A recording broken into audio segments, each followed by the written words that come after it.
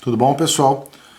Voltamos agora a mais um exemplo nosso aqui, né? O terceiro exemplo, onde a gente vai fazer novamente todos os passos aqui da resolução de um exercício de pesquisa operacional, que o professor James está falando, né? E vamos lá para tentar resolver mais um. Então, vamos entender o nosso exemplo aqui. Uma padaria produz dois tipos de produtos, pão, né, e massa de pizza. Então, o meu produto 1, X1, é o pão. E o produto 2, massa de pizza, que é o meu X2. 4 diferentes matérias-primas são utilizadas para a fabricação desses dois produtos: farinha, fermento, ovos e manteiga, em que temos no estoque 60 unidades, 38, 18 e 55 respectivamente. Né? Para produzir 1 kg de pão, são necessárias 1 unidade de farinha, 2 unidades de fermento e 3 de manteiga. Já para produzir a massa de pizza, 3 unidades de farinha, 1 unidade de ovo e 1 unidade de manteiga. O pão e a massa de pizza são vendidos a custos de R$ 22,00 o quilo e R$ 20,00 o quilo, respectivamente. Então ele quer aqui maximizar o seu lucro em relação ao estoque que ele tem, né? Porque ele quer vender com tudo que ele tem, se ele puder, claro, né? Utilizar todos os produtos, não sei se vai ser necessário utilizar tudo, mas ele quer utilizar o máximo possível para vender com o maior valor possível necessário, né? Claro que se ele pudesse vender tudo em pão, né, ele venderia, mas sobrariam produtos que dariam possivelmente para fazer massa de pizza. Então a gente tem que fazer uma análise aí para, num conjunto de vendendo pão e vendendo massa de pizza, qual é o máximo do lucro que ele consegue com esses produtos que ele tem no estoque e essas restrições que tem cada um dos produtos para serem fabricados. Certo? Então vamos lá.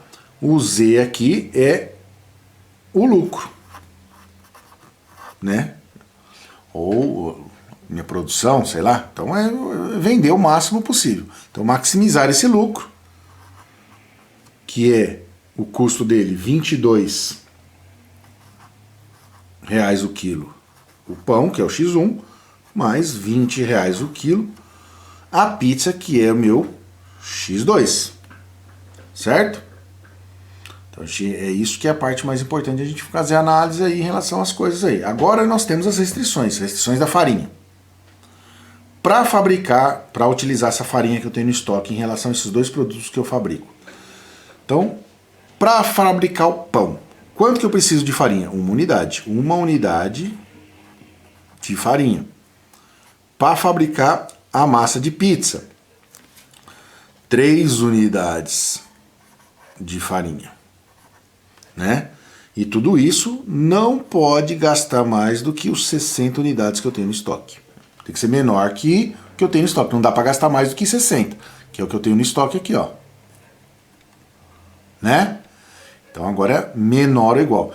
Só regrinha, se eu quero maximizar algo, as regrinhas aqui serão todas menores iguais. Se eu quero minimizar algo, as regrinhas aqui de restrição serão todas maiores iguais, tá bom? Então eu vou maximizar, eu estou dentro de uma área mais presa, né? Então menor, né, uma área pequena, então abaixo dos meus gráficos. Vamos para o fermento agora. Fermento. Para produzir pão, eu utilizo 2 unidades de fermento.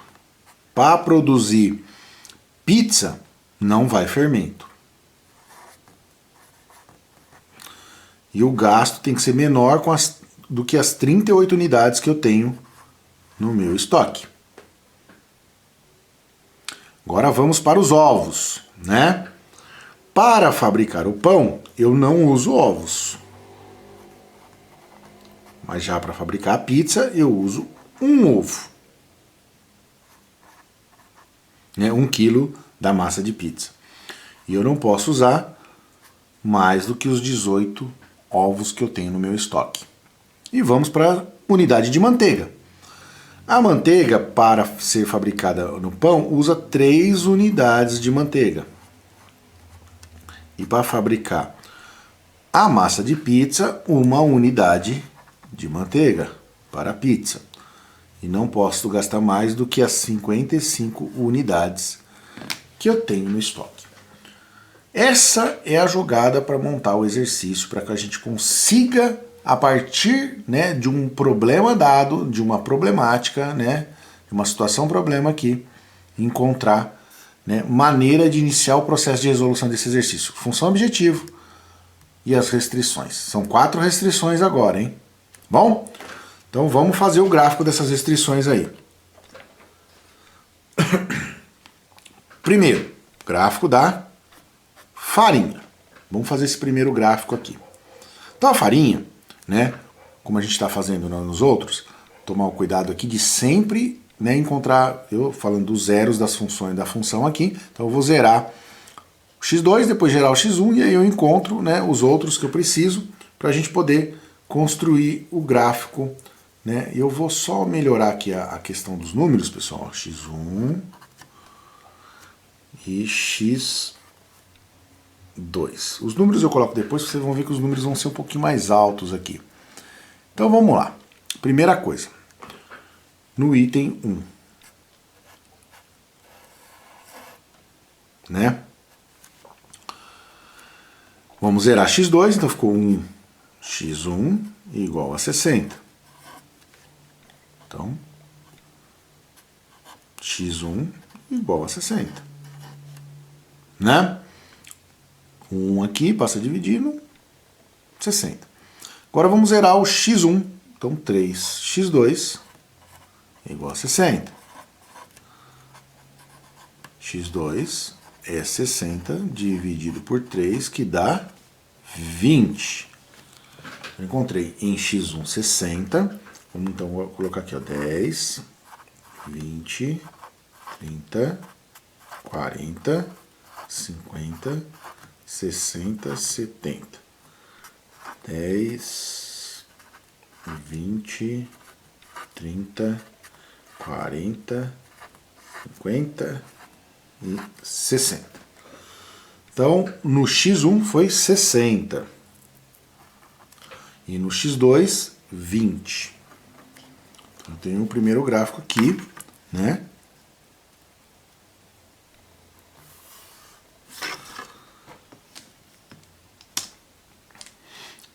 E abaixo dele, né? Então não vou grifar muito aqui, mas abaixo dele, que é a área que é menor ou igual, né? Então a gente está agora, nós vamos maximizar, usar o máximo que eu puder dessa areazinha aí que está ficando. Vamos para o 2.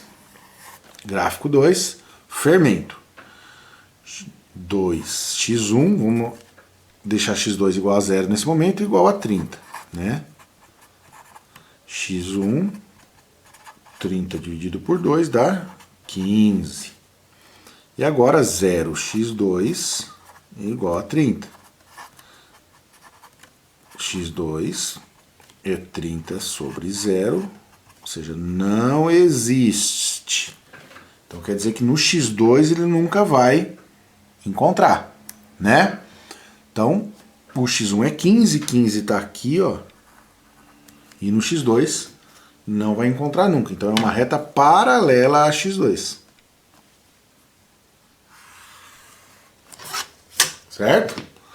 Então agora a restrição está ficando aqui, ó, né? Embora a vermelha possa ser aqui, o pedacinho que nos interessa está aqui, ó. Já está ficando menorzinho aqui, né? Vamos para o gráfico 3, que foi o 2. No 3, vou zerar x1 primeiro, x2. Então vou deixar só x1. 0x1 igual a 18.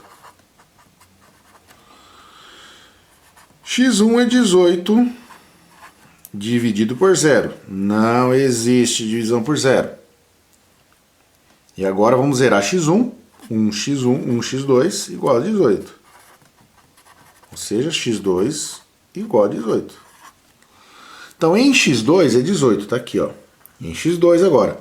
Em x1, o que vai acontecer? Não vai encontrar nunca. Então é uma reta paralela agora a x1. Né? Então tá ficando menorzinho meu pedacinho aqui, ó. Agora tá ficando aqui, ó. Né? Mas o pedacinho de interesse embaixo dos três gráficos feitos tá aí, ó. Vamos fazer agora mais um gráfico aí. O gráfico 4. Né?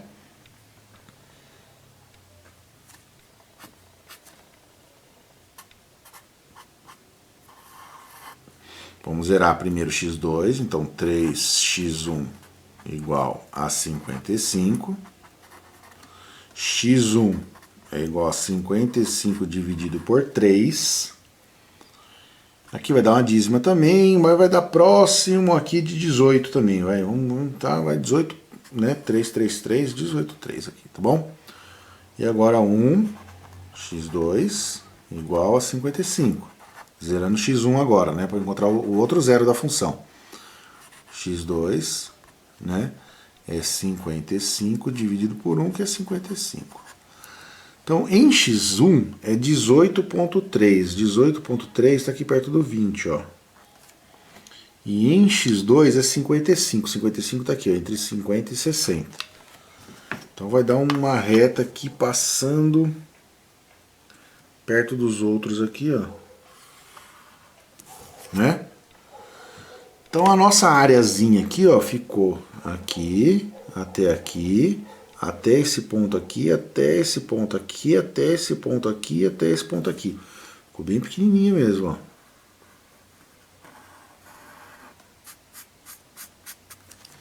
Essa é a nossa área de interesse, tá? Ficou bem pequenininho aqui, ó. Essa é a nossa área de interesse agora, ó.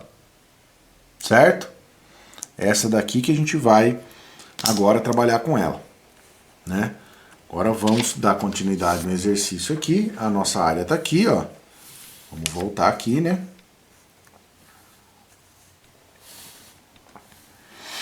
Vamos voltar aqui a nossa área. Nossa área está bem pequenininha e agora a gente tem que desenhar a função objetivo e temos que encontrar o ângulo dela, né? Então a função objetivo está aqui, ó. Maximizar x1, x2, né? Da função 22x1 mais 20x2. Aqui está meu x2 e aqui está meu x1. A função tem que ficar naquele modelinho que a gente sempre fala, y igual a x mais b. Perfeito? Então nós temos que transformar essa função numa função parecida com essa. Então vamos aqui, maximizar, trazer o 22 para cá, menos 22x1. E agora passo dividindo. Então a maximização dividido por 20, menos 22 sobre 20x1, igual ao meu x2. Já estou colocando o y aqui, ó, x2. Tá? Que representa o meu y aqui na função aqui, tá bom? Então eu tenho aqui, se eu comparar as duas funções, o meu coeficiente angular está aqui, ó, que é o meu a. Meu coeficiente angular está aqui, que é o meu a. Então, o meu m, né, que é o meu coeficiente angular, que eu posso representar pela letra m também, é menos 22 sobre 20. Então, a alfa, que é o ângulo de inclinação da minha reta, é a tangente, né, menos 1 de menos 22 sobre 20. Ou arco tangente de menos 22 sobre 20. Vamos ver quanto que dá essa continha aqui, né? Novamente aqui, vamos para a calculadora, né? Temos a calculadora aqui. Primeiro vamos fazer 22 dividido por 20 igual 1.1. Transformá-lo em negativo com mais menos que eu usei aqui, né? Tem muita gente que às vezes tem dúvida. Esse mais menos é esse botãozinho aqui, ó, né? E aí eu vou agora calcular o arco tangente. Shift, né? Para usar a segunda função, porque a função do botão é tangente, a função de cima tangente é menos 1. Vamos lá de novo dar uma aproximação aqui, ó. Tangente, tangente menos 1, né? Por isso que eu apertei o Shift aqui, ó. Tangente menos 1. menos 47,7 graus. Vamos arredondar aqui para 48 graus, certo? Aproximadamente menos 48 graus. Está muito perto de 45 graus, né? Então não é tão difícil assim a gente tentar desenhar aqui essa função, ó. Função 45 estaria aqui, ó, né? 48, pouquinha coisa, a inclinação, pouquinha coisa maior aqui, ó. Então, aqui, menos 48 graus. Lembrando que eu estou usando o valor negativo, então estou usando o valor não do coeficiente angular correto, que é daqui, né? De seu suplementar aqui, tá bom? Então, eu tenho que maximizar essa função aqui, né? Então, essa função aqui, ela tem que ir no máximo aonde meu quadradinho cabe. Então, ó, a inclinação tá aqui, eu vou lá. Vamos lá. Aqui não é. Aqui nesse ponto não é. Eu acho que o ponto máximo que eu consigo é aqui, ó. Ponto máximo que eu consigo, acho que é aqui. Né? Da inclinação dessa reta, onde está esse ponto aqui, ó. Esse ponto aqui tá bem perto desse ponto vermelho aqui, né? Que o vermelho seria 15. Aqui, pessoal, não tem como a gente fazer um valor tão próximo assim, né? Vai ter que ser um esboço mais ou menos. Ah, aqui tá mais ou menos, ó, 16 aqui, ó, né? Eu vou chutar aqui o valor, x2, aproximadamente 16. E o x1, como aqui é 18, é 15, e o x1 aproximadamente 13 ou 14 aqui. Vamos por 13. Certo? Então eu estou fazendo uma aproximação. O certo seria pegar essa função e cruzar com, né, ver o ponto que ela cruza com a outra função aí. Eu não vou entrar nesse mérito agora, tá? A intenção aqui é a gente ter uma aproximação mesmo. Então para ter o máximo possível de lucro, eu tenho que fabricar, né? Vender, né? 13 quilogramas, produzir, né, com o estoque que eu tenho, 13 quilogramas de pão e produzir 16 quilogramas de pizza. Assim eu consigo maximizar todo o estoque que eu tenho, né, para obter o máximo de lucro possível com o que eu tenho na mão, com o que eu tenho no estoque, que eu tenho na minha empresa aqui, para poder transformar esses insumos que eu tenho no produto que eu vendo. Certo? Essa é o objetivo de trabalhar com gráficos, né? É uma operação gráfica para maximizar ou minimizar, né? Que a gente viu os dois exemplos, em relação ao trabalho com a pesquisa operacional. Então é uma grande ferramenta. Tem outras metodologias, né? A gente vai ver um pouquinho do método Simplex mais para frente também. Mas vamos ver, eu acho que a gente, né, tem que caminhar bastante nesse método ainda gráfico aqui, que é o método que a gente tem em mãos mais fácil para a gente trabalhar. O método do Simplex é um pouquinho, embora seja chamado de Simplex, mas ele é um pouquinho mais trabalhoso, né? Mas também o método gráfico tem suas limitações, né? A gente está trabalhando, pode ver que a gente está trabalhando sempre com x1 e x2. Se a gente tivesse 3 produtos sendo fabricados nessa, vamos dizer, panificadora aqui, que faz pão e massa de pizza, se ela fizesse outro tipo de massa ali, né, com o método gráfico já ficaria um pouco mais trabalhoso. Não daria para a gente trabalhar com um gráfico em 2D, teria que ser um gráfico em 3D, teria que trabalhar com volume, aí teria que trabalhar com software para fazer análise, demandaria muito mais, né, conhecimento, né, e não daria para a gente fazer, por exemplo, com 4, né? Então o método gráfico me permite, claro, fazer uma boa análise, uma análise excelente, mas quando a gente estiver trabalhando com dois itens, duas variáveis. O método Simplex já permite que eu trabalhe com mais variáveis, mas também, né, me torna muito mais trabalhoso encontrar a sua solução. Tá bom? Grande abraço para vocês, tá? E espero que a gente possa ter ajudado vocês com esses vídeos aqui dos 3 exemplos que nós fizemos.